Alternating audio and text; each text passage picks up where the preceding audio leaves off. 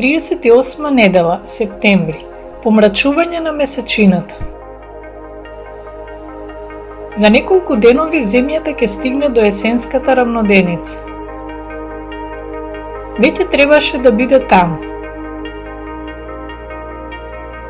Земјата малку доцни и треба повеќе време за летање отколку на зимската половина од орбитата. Погледнете го календарот. Од есенската до пролетната рамноденица има 179 денови, а од пролетната до есенската има 186 денови. За летната половина од орбитата и треба 7 денови повеќе. Зошто? Затоа што земјината орбита е малку елиптична.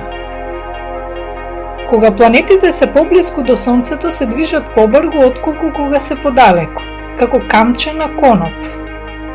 Побавно се движи кога конопот е подолг, а побрзо кога е пократок. Во јули земјата е подалеку од Сонцето, па забавува. Во јануари е поблиску и затоа забрзува. Тоа е Кеплеровиот закон. Се користи од 17-тиот век за пресметки за движењето на планетите, патувањето на вселенските бродови и правењето на календарот. Кога Сонцето, месечината и Земјата ќе се најдат во линија, на Земјата паѓа месечевата сенка. Доаѓа до делумно помрачување на Сонцето. За 2 недели месечината поминува половина од својата орбита околу Земјата и доаѓа точно наспроти Сонцето. Со целата ширина ги фаќа зраците од Сонцето. Тоа е полната месечина. Земјата фрла огромна конусна сенка, широка 13.000 километри. Секоја вечер, кога Сонцето заоѓа, ние влегуваме во земјината сенка и во неа ја поминуваме ноќта. 2 недели пред и после помрачувањето на Сонцето, земјината сенка паѓа на полната месечина. Тоа е помрачувањето на месечината. Тогаш можеме да ја видиме земјината сенка во Вселената. Месечината поцрвенува за време на помрачувањето. Пред сончевите зраци да стигнат до месечината, поминуваат низ земјината атмосфера која ги впива сите бои освен црвената, како при заоѓањето на Сонцето. Зраците од кои месечината поцрвенува се како кај заоѓањето на Сонцето. Понекогаш полната месечина излегува веќе помрачена од земјината сенка и обоена со боите на залезот на Сонцето. Зошто помрачувањето се случува во ноќта на полната месечина? Месечината ја заобиколува Земјата за 4 недели. За тоа време на страната наспроти Сонцето земјината сенка незабележливо се распростира во Вселената. Инаку ние не гледаме дека Земјата има сенка. Кога месечината е свртена на кај Сонцето, целата страна е осветлена. Тоа е полната месечина, а наспроти Сонцето се распростира земјината сенка. Полната месечина со страната која е спротивна од Сонцето поминува низ сенката. Сонцето е поголемо од Земјата.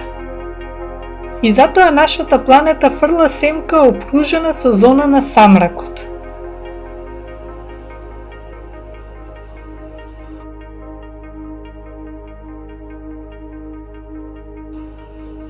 Месечината прво влегува во зоната на самракот, а после 2 до 3 часа целосно потонува во земјината сенка.